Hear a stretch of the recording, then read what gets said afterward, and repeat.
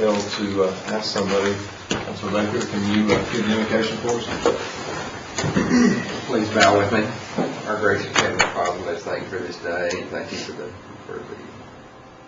the rain that we got that keeps the grass green and growing. And look over the soldiers overseas and bring them home safe to their families.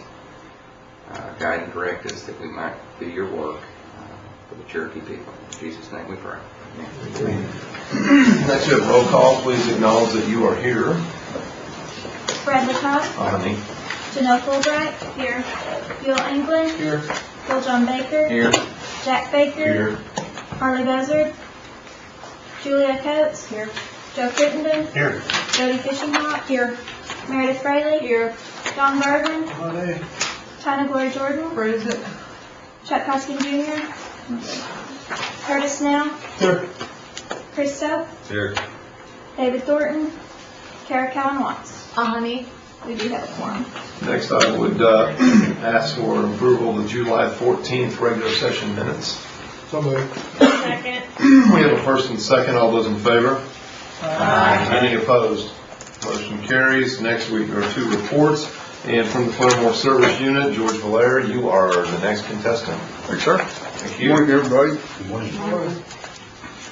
I sent a copy of the report, our monthly report, out to you guys. One of the things that wasn't on there is because they just walked in the door last Wednesday, was the Joint Commission came back for a surprise one-day follow-up following our January survey, and the few findings that they did have are completely resolved and everything's removed, and we are unconditionally accredited.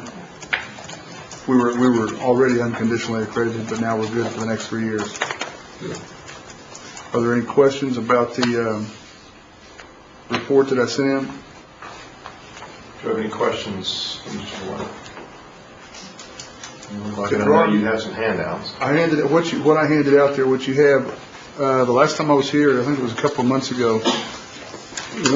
Somebody had asked for copies of our deferred and denial contract health letters. These are the letters that go out to the patients for deferred services and denied services. I think there was a question about these letters. And so I brought those and handed those out to everybody.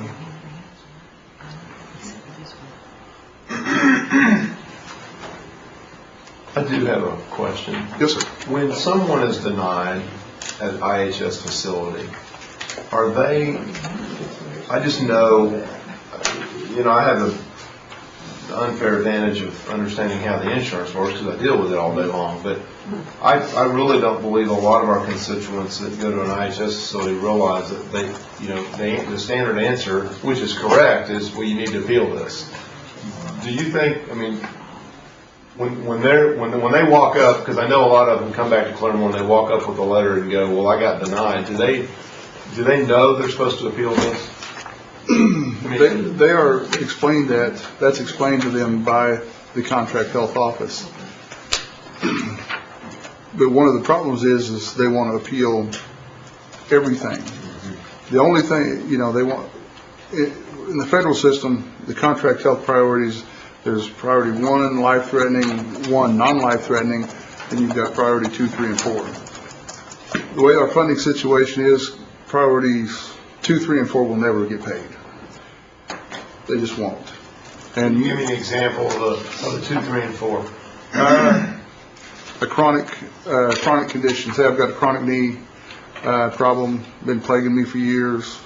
It's not going to get paid for until it finally goes out, and it's now a limb threatening until that knee finally goes out. Those things aren't going to get paid for. You appeal them, they're still going to get denied. We try to tell them that ahead of time and let them know that. Sometimes they understand, sometimes they don't. What's happening is if you notice on your report, we're still getting 500 to 600 new patients a month coming through the front door, adding new charts, reactivating old charts. And on the back end of this thing is we're not getting any extra money for contract health or any of the other services, but the biggest burden is going to be on contract health. These 500 new patients are now eligible for, most of them are eligible for contract health services, but we get no extra money for it. In order to stay within that budget, we have X amount of dollars out of our contract health budget that we can spend every week. Well, we're getting more and more Category 1 life-threatening cases that eat that budget up before we ever get to anything else. We're getting to the point to where there are going to be Category 1 life-threatening cases that aren't going to get paid for, just because of the volume and numbers of patients that are coming through now. So, and so you guys, and I say that because you're the ones that you're going to hear about that. They're going to call you and say, well, hey, I've got a Category 1 problem here that they turned down. That could very well be the case. You know, unless we can get Congress to start throwing us some more contract health money, it's just not going to happen. Councilor So. The last couple of meetings we've had, we've went through, and you guys have done a real good job, and the Cherokee Nation Department's done a good job about educating us as well as the public about the contract health, the coverage areas, and all the different things that are required there. One thing that I did not get an answer on, or didn't ask the question, was the how often are those coverage areas negotiated or assigned? Do they go every 10 years they're reviewed, or is it just we did it one time and that's it for the rest of the? Those coverage areas are assigned and will stay that way unless somebody questions those. Okay. I learned that when I was at Miami. I came out. I questioned the coverage area that Miami had. Right. And the funding that was associated with that. Right. And it took me 3 years, and I finally got it changed to a definitive county line area. So what's that process there? You have to appeal to the area director in writing that you want to sit down and renegotiate. When you say you, that's who are you referring to? Whoever. Well, Cherokee Nation. The nation would have to sit down if you want to change one of your delivery areas. Right. You need to sit down. You need to put it in writing and send it to the area director. It's actually and then follow through with that. I can look that up and bring it to you next time if you want me to. It's in the IHS Contract Health Manual, the one that's on the IHS.gov. I can look it up and run it off if you want me to and bring it next time. Yeah, if you could just point me in the right direction or something like that. I would like to just kind of see what that procedure is to just be aware of it and see how big of a mountain it would be to climb that or whatever. So I appreciate that. You betcha. Thank you. Thank you, Larry. Councilor Snell. Yes, George. For instance, if one of the doctors at, say, J Hospital, J Clinic, sends a patient to out for contract health and sends them out, then is that automatically contract health will pay that, or will they even turn them down sometimes? If a doctor at J Clinic sends somebody out, if it's an inpatient. See, for the J Clinic, they're in Delaware County, we only take care of the inpatient, I believe. So if it's an inpatient, that case would have to come down and go through our referral committee and let the doctors look at it, and they would decide whether it was approved or denied. But it ain't automatically paid, even though the No, sir. had sound. No. Well, it's really misleading to some of the older people because they don't, I don't think, understand this. They think once that doctor sends them up there, then that bill should be paid. Yes, sir. We try to explain that. A lot of our folks understand that. That's what they think. A lot of our vendors think the very same thing. They think when a patient comes in with a referral, everything's paid for and everything's fine. and that's not the case. We've tried to, in the past, we've had vendor workshops with doctors' offices and hospitals to where they can come in and we can talk about the contract health system.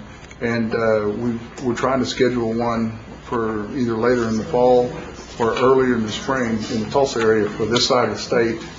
And I'll get with Melissa and include Cherokee Nation in that so that we can sit down and talk with all the vendors and get them addressed.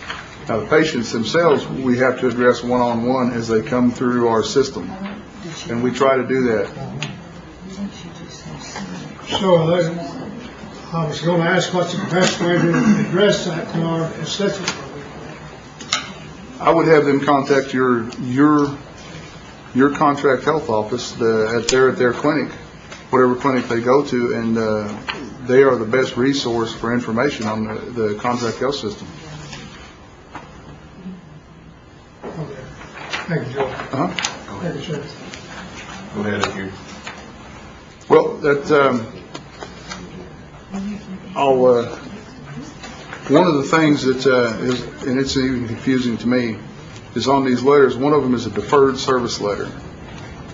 I personally think it's kind of misleading because it says if we get new money, we may pick up your case. There's not going to be any new money. With the number of patients, like I said, the new patients we have coming through, there's not going to be any money. We can't get through the money. We can't stretch out the money we have for a whole year. Is that something you can change at Claremore? It has to come from the Fed level. That letter, I've tried. That letter is generated because of headquarters wants it. It's a statistical letter. It helps them keep statistics on things. The deferred is all your category ones that need to be paid, things that should be paid, but we just don't have the money for them. And they keep track of that as far as numbers for unmet need. That they keep talking about. Well, one of these days Congress may come back and ask us, well, how much money do you actually need? And we would have all these statistics to show, well, here, we have sent, we spend $10 million, we defer $10 million worth of services a year, so therefore we could use another $10 million per facility in contract health and so forth and so on.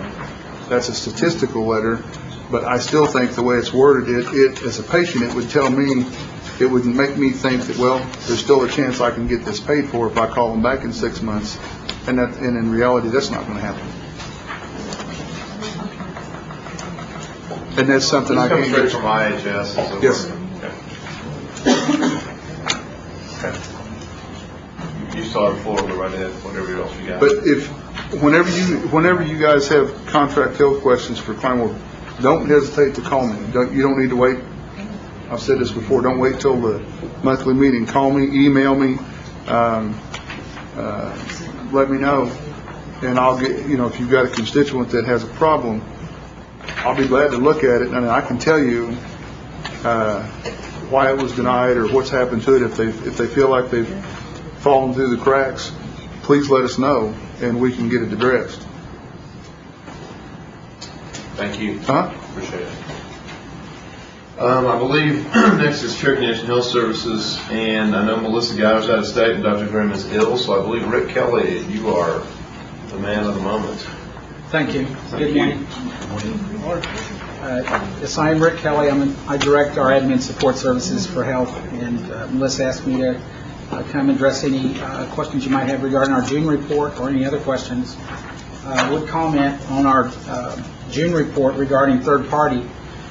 I just got some numbers this morning that are pretty favorable. We're not out of the woods, but I think there's been quite a bit of concern regarding our billing, specifically Medicare and private insurance on the POS. And we've, as of June, we actually were running ahead of where we were a year ago today for both the clinics and for Hastings. So we caught up the Medicare billing at Hastings. So we're actually will exceed 08 Medicare revenue for Hastings. We expect to do the same for private insurance. And then on Medicaid, we may still have a little bit of shortfall. That remains to be seen. But all in all, I think our total third party is going to be consistent with FY08. And I know that we've had essentially technical difficulties early on following the transition, merging two business offices. We had issues that have been ironed out, and the staff has done a fabulous job. Our staff and Hastings, of course, we're one process now, and things are working well, and I just wanted to report that. And if there are any questions on the other... Any questions for Rick? Councilor Jordan. Yes, Mr. Kelly, I wanted to ask about the PACE program. I noticed in our first review of the budget this year that for next year that it doesn't appear to have funding. So I'm assuming that it has hit the break-even point that we all thought it was going to hit, so it would not need further funding for the new fiscal year. Is that? And I'll have to get back with you on that one. We don't deal with PACE. They have their own business office, and I haven't, not aware of their funding levels or budget. Would you mind passing that along? I'll be glad to. Melissa, so that Sure. maybe she could email us and get that question answered? Sure will. Okay, thank you. Councilor Fishing Hawk. Yeah, could you talk to me about the access to recovery a little bit? I had somebody that was wanting to go into it, and we couldn't send anybody out to talk to them over in Stillwell. Okay, we at, I guess, Cali Catcher had a meeting last week, and Vicki Hamby, the Self-Governance Office, discussed the reporting. I'm somewhat familiar with the program. I think there's still details to be ironed out. On our side, the health side, we know specifically what we're going to get already in terms of equipment under the Recovery Act. And but other outside of the health, I just have to address those questions later, or take your questions and get back with you. It was access to recovery. It was your Oh, program. I'm sorry. I was thinking of the, I went down the wrong road, didn't I? And what specifically is your question? Somebody wanted to be admitted, get help over in Stillwell, and we wouldn't send anybody over there. Okay. I had somebody that would send somebody over on, and then I had another person that was in jail. But the jail was willing to let them out to go because they knew they needed it. And once again, we wouldn't even go over there. Okay. Well, we could get with you maybe after. Okay. Then I have a question. A month ago, I asked for the contract health, the funds, the unobligated balance, and I asked Melissa to give it to me a month ago, and I have not got it. Okay. Could you please tell her to send it to me? I sure will. Long enough to wait. Okay. And then I also asked for the PowerPoint maps that was on our contract health presentation, and I still not got them. So will you ask her to say them? Yes, I will. Thank you very much. I'd like to do that.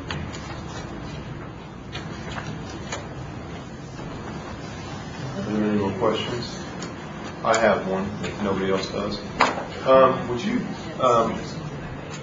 pose this question to whoever you deem fit in the health group? I have posed this question to Melanie Knight in administration, and she's going to get back with me on this. The way the current federal legislation is written they're attempting to pass for government-sponsored health care, there's a provision in there that if you are an employer and you fail to offer government-sponsored health care to your employees, you are charged an 8% surtax. And I want to know if we fall under those, and if we do, that's a big chunk of change, and I'd like to know how much it is. I don't know the answer to that, but I'll research it and give you a response. Thank you, appreciate it. Ah. Any more questions? Councilor Crittenden. Thank you, Mr. Chairman. Rick, I was told about a posting of a sign out at Hastings in the walk-in area for the dental. There was supposedly about 40 some odd people in there yesterday. There's supposed to be a sign there that says we will only see 15 people on Mondays or whatever. Could you check that and want somebody, Yeah, okay. I mean, I don't know why it's there. I mean, maybe there's a legitimate reason for it being there. It's specific to the dental clinic then? Yes, I think so. Dental waiting area? Yeah, I mean, if you're going to work all day, it might be that you could see 30 people, you know, I mean, depending on what the process is or what the procedures. Okay, we'll look into that and get Yeah. back. Okay, thank you. Counselor Fishing. I've got some comments on what Joe's talking about, because over at Stillwell, if you're going in for dentures or any kind of work like that, you can only go in maybe the second Wednesday in the month between 7:30 and 7:40, and they take the first 3 that has on blue or something. It was silly. But could you check into that? Yes. I've got a lot of calls on it. Thank you for Anything else? those questions. Any more questions? Thank you very much. Thank you. We are now to old business, there appears to be none, and we are now to new business, and there appears to be none. Are there any announcements? The next scheduled meeting for the Health Committee is Tuesday, September 15th at 10 a.m., and I would look for a motion to adjourn. Second. First and second is on the table. All those in favor? Any opposed? We are adjourned.